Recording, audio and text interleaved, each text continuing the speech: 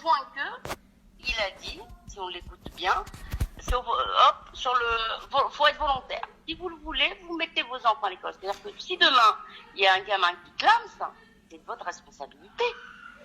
Et ça va se passer. Ah, ouais. Voilà, lui, il se dégage de toute responsabilité, Macron. Hein. C'est pas obligatoire. Hein. Après avoir euthanasié nos aînés, ils veulent envoyer nos enfants. Bah voilà, c'est de l'euthanasie, monsieur. Je pèse mes mots. Injecter du Rivotril à un patient de 70 ans sous prétexte qu'on n'a pas assez de place en réa, ça s'appelle de l'euthanasie. Ni plus, ni moins. Point à la ligne. Alors que c'est des patients, ouais, comme vous disiez, c'est des patients qui auraient pu être sauvés. Bah, bien sûr, mais bien sûr. Mais ça veut dire qu'il n'y a pas de matériel, pas de place, pas de... Bah, il y a plus de place en réa. Ce que vous voulez faire? On va les mettre où, les patients? On va les mettre où? C'est bon, il a fait sa communication en prenant des TGV, etc. Par contre, on l'a sollicité pour ouvrir certaines cliniques privées sur Paris qui sont fermées, qui n'ont personne, qui nous disent ramenez-nous les patients, on va les prendre en charge, on a des places de réa. Macron ne veut pas. Macron a dit non. Il a dit non. C'est incroyable. La clinique Labrousse aurait pu nous les prendre. Il ne veut pas.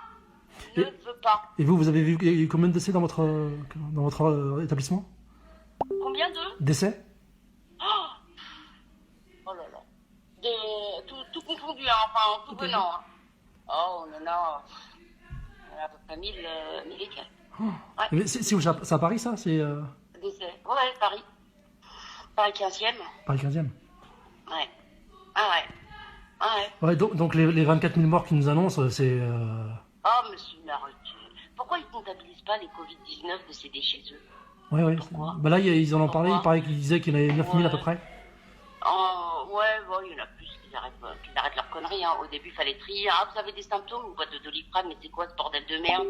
Une boîte de Doliprane, des symptômes? Non, il n'y a pas de boîte de Doliprane. Sortez la chloroquine, sortez la zéthromycine. La charge virale, au bout de 10 jours, paf, on la voit quasiment plus. Et ça fonctionne.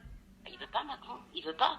On a quand même perdu des jeunes. Hein. Moi, il y a un patient de 48 ans qui m'a marqué et je ne l'oublierai jamais. Faut dire que nous, personnels soignants, nous sommes atteints. Hein. Il faut vraiment qu'on aille voir des psys. Hein. Parce que les larmes dégoulinent, même si c'est des gens qu'on ne connaît pas d'elles-mêmes. Moi, je suis atteinte. Je le sens comme mes collègues. On se met à pleurer même devant les patients. Quand même. Moi, je ne peux pas ressentir ce que vous ressentez, mais je pense que c'est comme dans une guerre, en fait, quand on voit des morts. C'est vrai, mais c'est vrai. 48 ans, 6 gosses, qui me dit, madame, je veux pas mourir. Et il est décédé. Oh, le monsieur. Oh, le pauvre. Il est décédé. Voilà.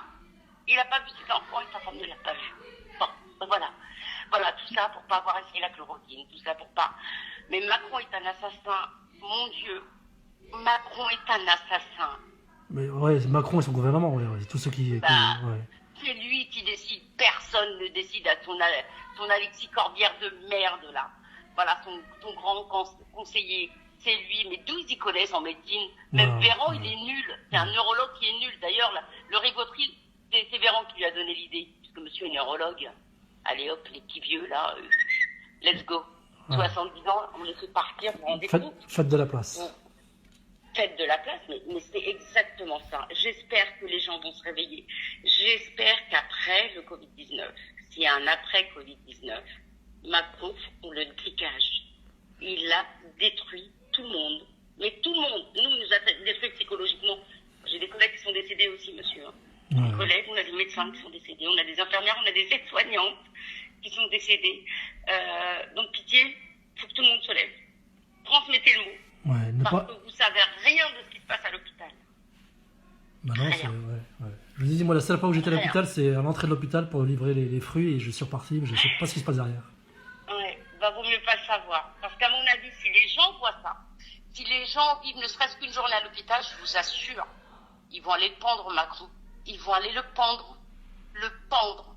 Ah, c'est incroyable. Et là, il nous dit, emmenez vos enfants à l'école. Oui, mais sur pitié, mon Dieu, ne faites jamais ça. Vous allez tuer vos gosses. Vous allez tuer vos gosses. Mais même pas en rêve. Moi, je ne cesse de le publier sur Facebook. Enfin, il y a des gens, il faut qu'on retourne au travail quand même. Mais c'est odieux d'entendre ça. Face à ce qui se passe, c'est odieux. Il faut qu'on retourne au travail. Mais quel travail? De quel travail me parlez-vous? De quel travail? Au prix de vos enfants? Sacré, ils vont pas mourir quand même. Et là, j'envoie le lien de Necker. Ah ouais, ça fait froid dans le dos. Ah ouais, mais c'est rien. Voilà. Et à mon avis, il y en a beaucoup plus.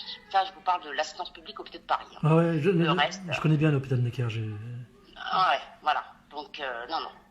Trousseau, il y en a aussi, j'ai ouï dire. Non. Bon. Non, on peut pas prendre ce risque. Ça suffit. Transmettez le mot, je vous en supplie. Transmettez le mot Je parce vais que le c'est pas transmettre, possible. vous inquiétez pas, je vais le transmettre à tous mes Voilà. contacts. Voilà. Et qui feront de même, et voilà, ça fera une chaîne qui fera que... Exactement. Transmettez le mot parce que nos gosses, ils valent plus que la vie de Macron. Je vous le dis, moi. Moi, j'en ai qu'un, mais quand je pense aux enfants et quand je vois des enfants dans cet état-là, à cause d'un irresponsable pareil, ça s'appelle un crime. C'est criminel. Ce qu'il fait là, c'est criminel. Voilà. Et il veut dégager sa responsabilité pour dire, ah bah moi, je ne suis pas obligé. Hein. Ah bah oui. Mais voyons. Et les crèches, mais il est malade ou quoi? Mais il est complètement taré, ce mec. Ouais. Mais je vous jure, on a affaire à un assassin. Non, mais de toute façon, depuis le début, entre ne partez pas de masque, ensuite... Alors je le savais, mais je me suis fait contrôler par... J'étais mort de rire, c'est tout, le mec m'arrête, il me contrôle, vous allez où? Je dis, monsieur, je travaille, je vais à l'hôpital, voilà mon caducité, voilà ma carte professionnelle. Et il s'approche de moi, je lui dis, monsieur, vous n'avez pas de masque, vous êtes en train de mettre votre vie en danger. Là, il me regarde et il me dit, mais vous savez qu'on n'a pas le droit. Je dis, ah bon? Votre vie n'est rien par rapport à la parole de Macron. Alors, le jour où vous allez vous retrouver, venez, je lui dis, il y a des gendarmes d'ailleurs en réa chez nous. Il y a des gendarmes qui n'avaient pas de masque, qui sont en réanimation. Bon. Il y en a qui ont survécu, il y en a qui n'ont pas survécu. Eh ben, vous allez être le prochain sur la liste, mais on n'a pas le droit. Vous vous rendez compte? Vous êtes en train de sacrifier votre vie, je lui dis. Monsieur, vous êtes en train de sacrifier. J'en avais un masque à côté, je lui ai donné, il me dit non, je ne peux pas le prendre. On n'a pas le droit. Oh, je lui dis, bah, donc, elle vaut pas cher votre vie, hein. Ouais, sa vie et celle de ses proches, hein. Quand il va rentrer chez lui, il va contaminer. Ah ouais, mais ils n'ont pas le droit. Ils ont honte de ne pas porter le masque. Vous vous rendez compte? Mais vous vous rendez compte, mais on est où là? Moi j'ai l'impression d'être dans un pays du tiers-monde. Je vous jure. J'ai une copine marocaine qui me raconte comment ça se passe au Maroc, mais ils sont mieux que nous. Mais ils sont mieux que nous, bordel. Ouais. Mohamed VI, il assure. Production de masques, utilisation de chloroquine, dès le début des symptômes, ça fonctionne. Ouais, ils ont même pas 200 morts. Ils ont même pas 200 morts. Nous, ils veulent pas.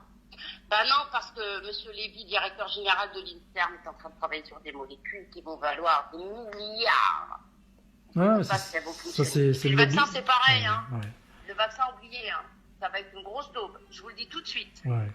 Le vaccin qui va être mis sur le marché, s'il y en a un, ça va faire des catastrophes sanitaires. Mais vous savez qu'ils veulent obliger les gens à se vacciner. Hein.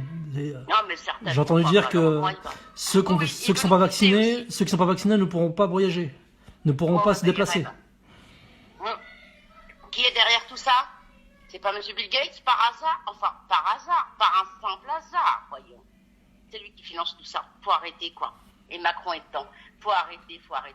Je ne sais pas si vous avez souvenir du vaccin de l'hépatite B qui avait fait une catastrophe sanitaire, d'ailleurs, avec des scléroses en plaques à l'Argamanu. Ben là, ça va pas être des scléroses en plaques qu'on va avoir. Allez savoir si on va pas développer des cancers. Moi, je n'ai aucune confiance. Il y a quand même un séquençage SIDA dans ce virus. Hein. On n'a pas le vaccin. Et vous êtes en première ligne. Vous risquez de tous vous faire vacciner parce que vous êtes soi-disant... Je vais vous dire, monsieur, moi, si on m'oblige à me vacciner, je pose ma démission. Et on est plusieurs à être dans ce cas. Allez-y dans les hôpitaux, vous allez soigner. Nous, on ne sera pas vaccinés. On ne se fera pas vacciner parce qu'on sait ce qu'il y a dedans. Voilà. Et on connaît les effets secondaires par avance. Donc non, merci, je démissionnerai, monsieur. Ça, c'est clair et c'est net. Et j'irai voir ailleurs. J'irai dans un autre pays, la France me dégoûte. C'est bon. Ça me saoule. J'irai au Maroc, tiens. Franchement, aller exercer au Maroc, on est tranquille. En tout cas, vous êtes la bienvenue. Hein. Je suis maroc. Mes parents sont d'origine marocaine. J'ai un appartement au centre de Rabat. Ah bah c'est gentil. Mais je peux vous assurer qu'il assure. Hein. Votre Mohamed VI, là, moi je le félicite. Il a tout compris. Bah, il protège sa population. Hein. Bah voilà. Macron, non, on est trop nombreux. Allez. Surtout les vieux, là, ça coûte cher. Let's go. Et puis les gosses, s'il y a de la casse, allez. Mais il veut nous tuer. Ni plus, ni moins. Et je suis pas la seule à le dire. Alors moi, je suis mort de rire quand je vois Philippe Juvin qui passe beaucoup à la télé. Vous savez, le chef de service des urgences de Pompidou. Ouais. Et Philippe, c'est pareil, hein, ça bouillonne de l'intérieur. Mais il y a des choses qu'il peut pas dire parce qu'il est quand même maire de Colombes, de la Grande Colombe. Ouais. Donc on va lui mettre les bâtons dans les roues s'il ouvre trop sa bouche, hein, pour les budgets, etc. Mais il n'en pense pas moins. Non, mais bon, il y a des gens, c'est des conflits d'intérêts et voilà. Faut pas tout dire. Ouais.